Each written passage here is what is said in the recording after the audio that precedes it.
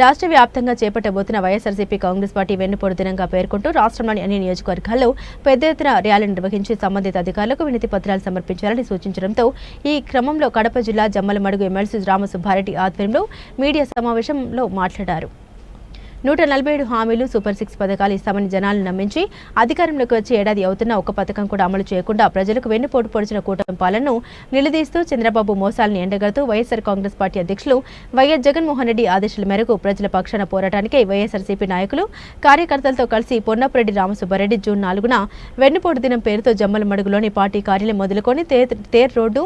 పెద్ద పసిల మోటు, సంజామల మోటు, పాత bus stand, RDO office చేరుకుని వినతి పత్రం సమర్పించి తదనంతరం పాత బస్టాండ్, మార్కెట్, పెద్ద బజార్, పలగాడి వీధి, నారాపురం, వెంకటేశ్వర స్వామి టెంపుల్ తిరిగి పార్టీ కార్యాలయం చేరుకుంటారని సమావేశంలో తెలిపారు.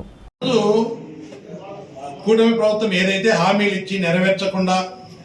ప్రజలకు వెన్నుపోటు పొడుస్తా ఉందో దానిని నిరసన కార్యక్రమం కింద 4వ తారీఖును వెన్నుపోటు దినంగా భావించి వైఎస్ఆర్సీపీ పార్టీ నాయకత్వం కూడా ఒక పిలుపు ఇవ్వడం జరిగింది. జగన్మోహన్ రెడ్డి గారు నిరసన ర్యాలీ కార్యక్రమాలు చేపట్టి ఆర్టీఓ గారికి ఒక రిప్రజెంటేషన్ ఇచ్చిన ప్రతి హామీ నెరవేర్చాలని డిమాండ్ చేస్తూ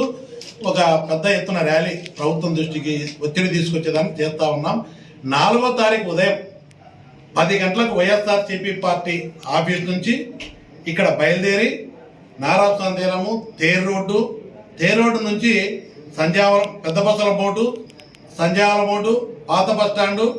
నేరుగా ముద్దనూరు రోడ్లో ఆర్టీఓ ఆఫీస్కి వెళ్ళి రిప్రజెంటేషన్ ఇవ్వడము. అక్కడి నుంచి తిరిగి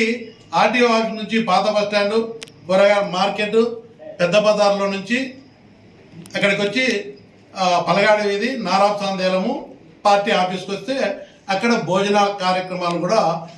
భోజనం టైం అయింటుంది కాబట్టి భోజనాలు కూడా ఏర్పాటు చేయడం జరిగింది. ఈ కార్యక్రమానికి ప్రజలు కూటమి ఇచ్చిన హామీలు నమ్మి మోసపోయిన ప్రజలు భాగస్వాములు కావాలా.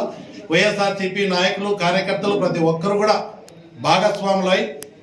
ప్రతి ఒక్కరు కూడా ఈ కార్యక్రమాన్ని ప్రజల పక్షాన విజయవంతం చేయాలని చెప్పి ప్రతి ఒక్కరిని కోరుతున్నారు.